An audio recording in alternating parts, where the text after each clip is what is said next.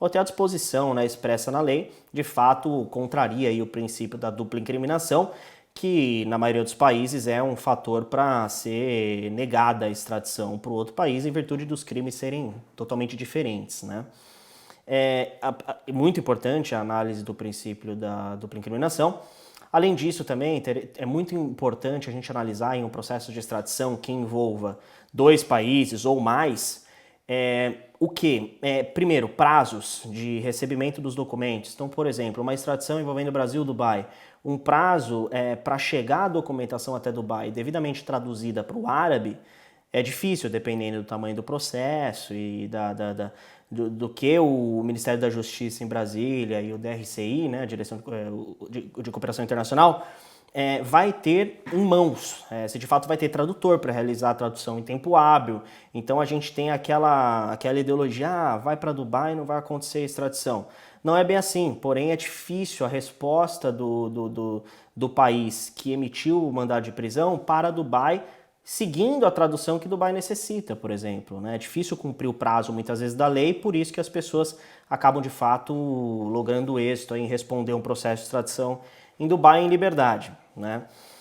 Além disso, desses prazos, né, para chegada de documentos devidamente traduzidos, com escopo da denúncia, do crime praticado, né, do resultado danoso desse crime. É muito importante isso também, um processo de extradição. Outra questão, vamos citar aqui alguns exemplos, né? Vamos supor envolvendo uma extradição entre Brasil e Portugal novamente. Recentemente, um caso prático, eu consegui travar um processo de extradição justamente com essa linha, de verificar a autenticidade de documentos que não constam devidamente autenticados no processo. É interessante do ponto de vista técnico, quando tem um mandado de prisão expedido, por exemplo, no Brasil e estamos trabalhando num processo de extradição em Portugal, é muito importante do ponto de vista técnico a gente retardar ao máximo o processo de extradição. Por quê? Porque nesse tempo a gente consegue pleitear no Brasil a revogação de uma prisão preventiva.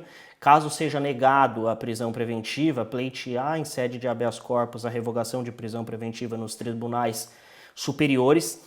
E lembrando-se, né, quando se mata o mal pela raiz, mata-se o processo de extradição. O que deu origem ao processo de extradição? O mandado de prisão expedido por outro país. Se você revoga a prisão nesse país de origem, mata-se o mal pela raiz. Automaticamente o processo de extradição cai, porque a pessoa terá direito a responder o processo em liberdade. Hoje em dia é muito frequente, inclusive teve um caso recente na Espanha, né, no qual muitos advogados aí que têm experiência na área utilizam como caso análogo no Brasil. Foi concedida a ordem recentemente por um cidadão estrangeiro residente em Barcelona com mandado de prisão expedido no Brasil. Por quê? Porque o cidadão europeu, primeiro, ele não reside no distrito da culpa, muitas vezes ele está foragido, mas não foi intimado. Então tem-se aquela discussão, ele está em fuga, não está em fuga? Porém, os tribunais superiores agora brasileiros têm concedido a revogação da prisão preventiva, concedendo ao foragido, né, que de fato se for preso responderá a um processo de extradição, a revogação da prisão preventiva com o seguinte sentido: a pessoa se apresenta via Zoom ou WhatsApp, 2 vezes no juízo brasileiro via, né, Zoom ou videoconferência. A pessoa aceita receber intimações e citações via WhatsApp.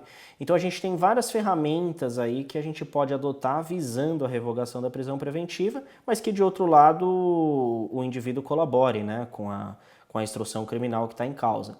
Eu vejo que, de fato, em um processo de extradição, a primeira linha é buscar revogar o pedido de prisão preventiva de origem ao processo de extradição. Segunda linha, trabalhar o processo de extradição, verificar os aspectos técnicos, processuais, o princípio da dupla incriminação, prazos. E também, obviamente, num processo de extradição, não se discute mérito, né? Não se discute o mérito dos fatos que uma pessoa é investigada ou é ré em uma ação penal ou de fato tem um mandado de cumprimento de pena. Não se discute mérito, não se discute os fatos, né? Não se discute o mérito em um processo de extradição. No processo de extradição se discute os requisitos dos artigos do tratado que é firmado entre dois países ou mais signatários ou pela lei de imigração local. Né? A título de exemplo, por exemplo, um tratado envolvendo aí um tratado de extradição entre Brasil e Hungria, conforme eu disse. O tratado ele não tem hoje, não foi homologado, porém, a título de exemplo, consta a obrigação de extraditar, os crimes passíveis de extradição, a recusa obrigatória de um país, a recusa facultativa, consta as autoridades centrais, os documentos necessários para o pedido de extradição, as informações complementares. Esse é um ponto muito importante porque, por exemplo, vamos supor num caso prático envolvendo Brasil e Hungria, tá? No qual o Brasil tem um mandado de prisão expedido e um indivíduo é preso na Hungria e está respondendo o processo de extradição. Existe um prazo legal, né, para que o Brasil envie as documentações necessárias para a Hungria. O resumo da denúncia, enfim, aí na verdade é um formulário que conste os requisitos legais. Se de fato isso não for cumprido no prazo, a maioria dos países em que está tramitando o processo de extradição, o país que emitiu o mandado de prisão, ele tem direito a prestar informações complementares caso o juiz do processo de extradição entenda que deve ser esclarecido mais alguma coisa antes de decidir se a pessoa tem que ser extraditada ou não. Essas informações complementares é interessante porque ela também tem um prazo legal que, se não for respeitado, pode ser caso de uma recusa de extradição, né, do país que a pessoa está detida para o país que tem o mandado de prisão, por não ser explicado, por exemplo, ao juiz os fatos meritórios necessários. Uma situação bem interessante que acontece na maioria dos países também é a extradição simplificada. A gente tem que tomar muito cuidado com isso, porque a extradição simplificada por exemplo, um indivíduo brasileiro é preso na Hungria. A extradição simplificada, no primeiro interrogatório, a pessoa tem direito de concordar com a extradição ao Brasil, se de fato for um cidadão brasileiro. É uma extradição simplificada que a gente chama. A pessoa já de cara, no primeiro interrogatório, manifesta concordância em ser extraditado e responder os crimes que lhe são imputados no seu país de origem. Caso isso aconteça, a extradição será muito mais fácil, não demandará uma instrução processual no processo de extradição, com audiência e apresentações de defesa. Uma coisa também muito importante aí nos processos de extradição de fato, o princípio da especialidade, né? Isso é muito, muito, muito utilizado nos processos de extradição, que de fato uma pessoa que foi extraditada, ela não poderá ser processada, condenada, detida para efeitos de cumprimento de sentença ou de uma ordem de prisão por qualquer infração previamente, praticada previamente àquela que fundamenta a sua extradição, e nem também poderá ter sua liberdade restringida por outras razões, salvo, obviamente, em alguns casos legais, né? Também muito possivelmente pode existir pedidos concorrentes num processo de extradição.